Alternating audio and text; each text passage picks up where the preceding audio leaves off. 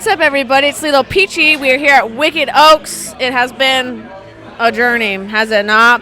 We are here today with Akeos. How are you feeling today? I'm feeling pretty good. Yeah.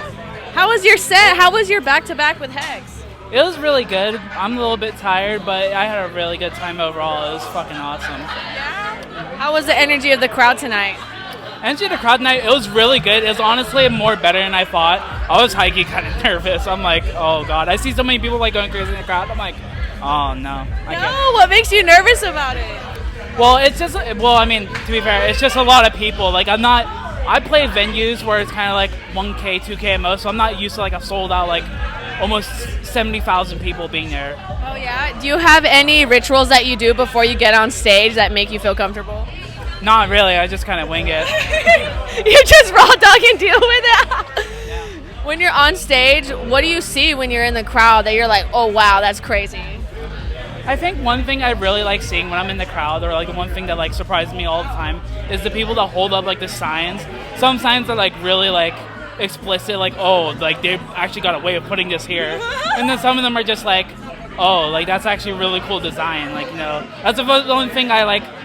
Because I have ADHD, I lock on the weirdest things ever. I'll just lock on that, not like how they're like dancing or whatever. I'll just be like, oh, funny sign. Oh, I actually can interact with the crowd because I see a funny sign. All the cool totem poles. Yeah. What has been your favorite festival that you've gotten to play or venue?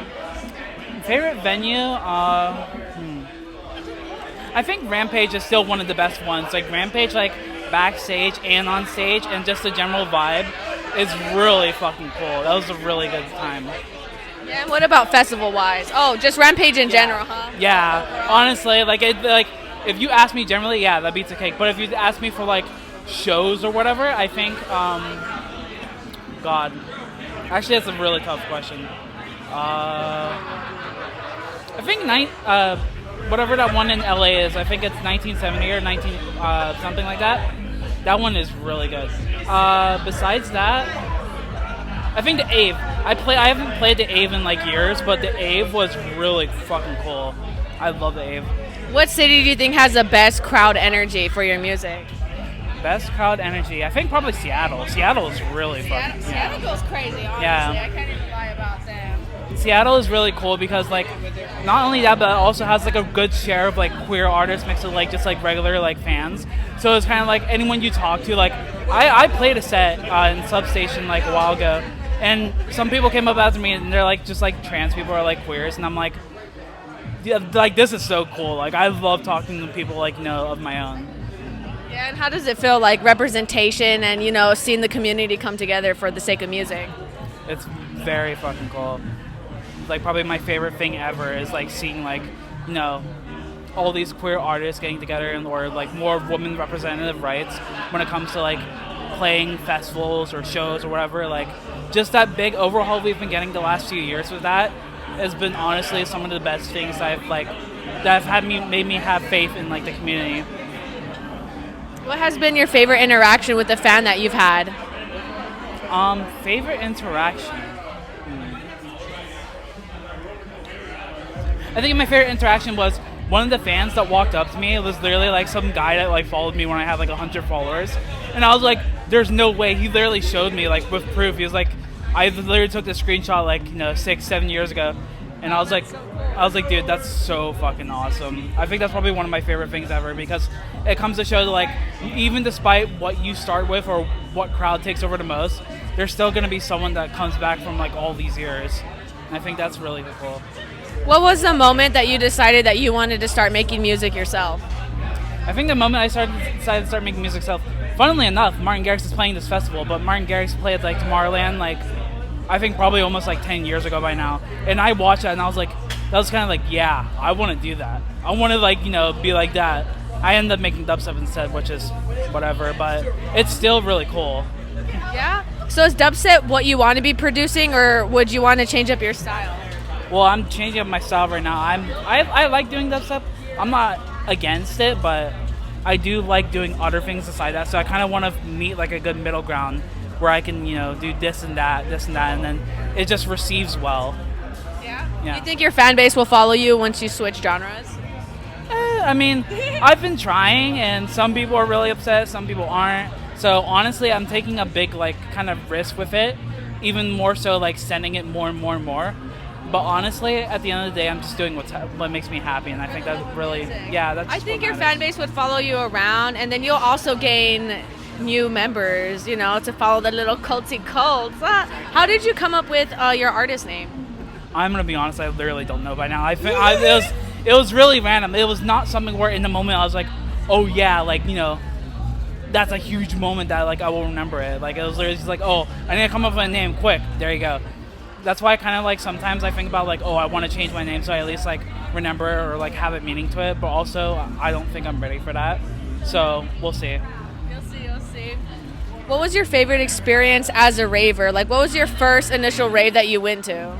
My first initial rave that I went to, because I live in Pittsburgh, I went to see Stage AE. It was Zomboy, Datsik, Dublos, I think, like all those three people. I mean, sadly, you know, with Datsik, he's not really that good of a person now, but still, the fact that I got to see Zomboy, which was one of the main Brosta people I got into, and then seeing him, like, after all those years, it was the best experience ever.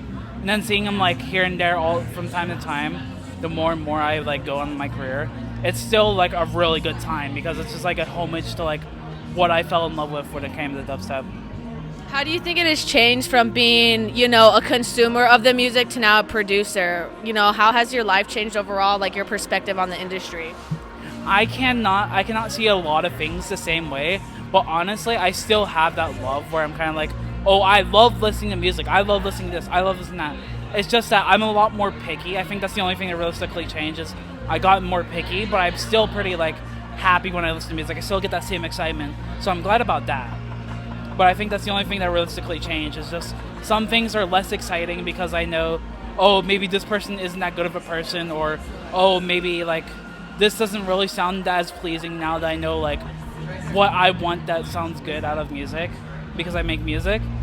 So I think that's kind of like the whole field. I'm just like, oh, this sounds poor, that sounds poor. And it gets in the way, as in the last time when I was getting the music, I was kind of like, oh, this actually just sounds really cool. I don't know like how the mix down sounds. I just think it sounds really cool. And now I'm just like, fuck, this actually sounds so weird. What would you say is the biggest critique that you have for yourself as an artist? The biggest critique I have for myself as an artist is literally just making the music. Like sometimes I like will make music within like a week. I'll get something done within a week, get something done within 2, 3, 4 weeks. And then sometimes I'll literally just like spend months literally on one specific song. And that's kind of where I'm just like, I hate the inconsistency. I want to be more consistent, so that's something I'm really going to aim for. Yeah, and do you have any practices that you do that help you with consistency?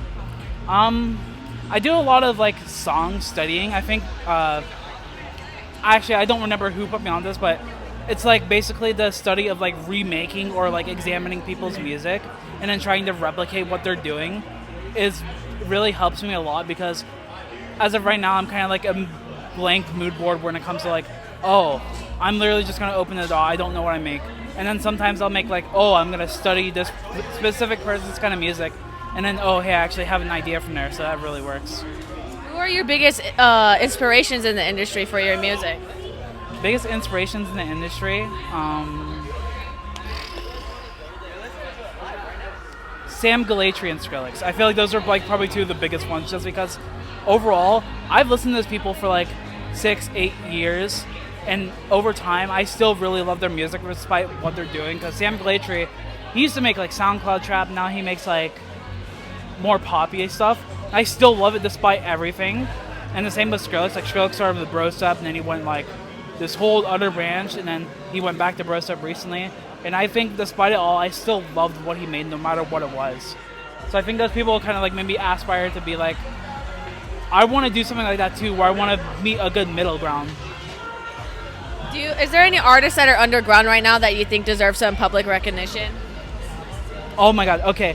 This guy, Hollow, he literally is like some like random guy from the UK. Well, I wouldn't say random, but he's not known in like an EDM scene until recently. He started making like Complextra, Bro Step, like all this old kind of stuff. He makes so much fucking interesting ideas. It's like crazy. Like every time I hear something from him, I'm like, wow, that's really fresh. And I think Fungus, like with a V, like FVNGVS, one of my good friends. He started making music not so long ago, and he's been just kind of like in and out, but now he's like getting really, really good. So I'm like, okay, this guy's like awesome. What do you think makes a good set? Is it the production? Is it the stage? Is it... I feel like this depends, because there's some instances where I see an artist like okay, sudden death, void, whatever, like the void sets, because he's like floating on stage, he could literally play whatever he wants, but as long as he's floating on stage, like that's so fucking cool. But some other people where it's like they will literally play like the most craziest music ever. Maybe they have like a really good stage presence, but the production doesn't really matter as much to me. It's just like hearing these songs that I really wanted to long for hearing live, and that's like, oh my god, that's so cool. It's such a good experience. How do you think the EDM scene has changed, like, you know, since 2016 when it started popping off?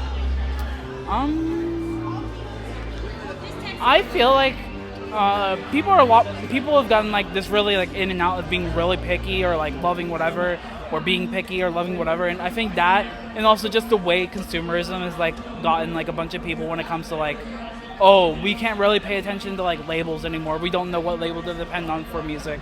So to kind of just like look for like TikTok or Instagram Reels and whatever stuff like that.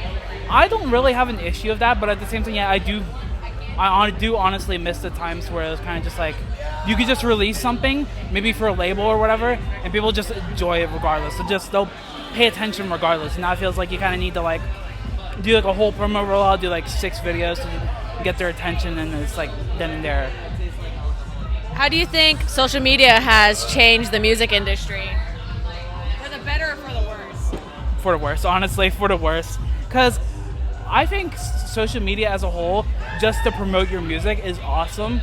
But again, when it comes to like people and like having lower and lower attention span, it's really hard to get like people consistently listening unless you're like working your ass off in every single like kind of like center, which I don't mind working my ass off in promoting or social media management or whatever, but I feel like it's kind of like sometimes you almost need to do more of that than you need to make the music, and that's where I'm like, that's not as fun.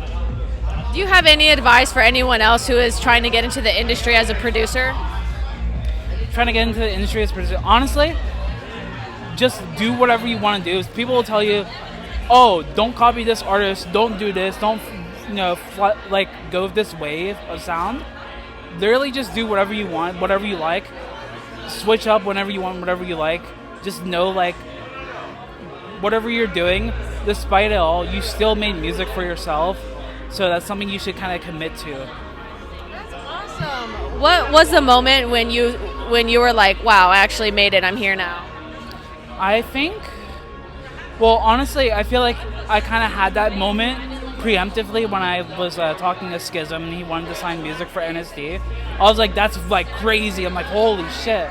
And then later on, I got to talk to all these people that I've been looking up to for years, like, you know, Danny, Yax, all these people. I'm like, dude, I've been listening to these people for like 6, 8, 9 years. I'm like, oh my god. And then it's like, at some point it was like, yeah, I've like basically did make it. That was like kind of like the point where I was just like less and less excited. I'm not like not excited, but also like at some point I like stopped like freaking the fuck out whenever someone over 50K like followed me, or like with 20K, 30K, whatever. Yeah. So you're just, it's becoming your normal now. Yeah. Yeah, it's becoming my normal now, and honestly, I think it's for the better, because it's kind of like I do really like being really excited with music, or really being excited with this and that. But sometimes it does kind of take a lot out of my day, because I'm like thinking to myself like, oh my god, that's so cool, all this and that. And then I kind of get caught up in it, and I'm just like, now I don't know what I should make. Like now sometimes I like focus on like, oh, this big artist follows me, and maybe this big artist like wants me to make this and that, and maybe I should do that to like, you know, please them. And then now I'm like, okay, I don't really care about pleasing. I feel like if someone follows me, they kind of follow me because they like how I make music. Exactly. Well, oh my gosh, we had a killer conversation. Thank you for talking to me and opening up about, you know, your whole journey in this, but I hope to hear more. Do you have any big goals for this year, or I would say next year, because the year's almost over? Big goals is literally just release more music, play more shows. I'm playing a lot of shows, but I like, there's some shows where like, oh, like Lost Lands or whatever, or Forbidden King, where I'm like, yeah, I really want to play that. And honestly, at some point, I'm kind of just thinking like, I just need to do more, because I know people like book me, or like I'll get more shows where I want to like play or like travel or whatever. I just need to do more. I'm like kind of like I'm picking myself up slowly. And I think that's kind of like my big goal is just picking myself up from the ground up, doing everything that will make me happy, and then just kind of going with it and just not like looking back. And what's the process for like getting booked? Do you have a management team or do you do that all yourself? I have a management and agency team. Usually my agent goes to my manager and then my manager goes to me and I'm just like, yeah, let's do it. And that's usually just a process again and again and again. Okay, so that's not bad, nothing crazy. Has there ever been a show that you played at that you were like, oh, why did I do that? As in, like, what do you mean? Like it wasn't as enjoyable as experience for you. I've had a few shows like that. I feel like honestly, the main thing that makes this shows kind of like that kind of sucked was either like if it doesn't have that much people or like I kind of didn't really get to get what I wanted. Like sometimes there'll be like, oh, we have like HDR, and then they'll just be like, oh, we're actually gonna buy you an Uber. We're gonna book you a hotel like literally on impulse, and it's just like that stuff is kind of a disappointment because when I go out, I'm always prepared to like set everything up and like have everything set up for me.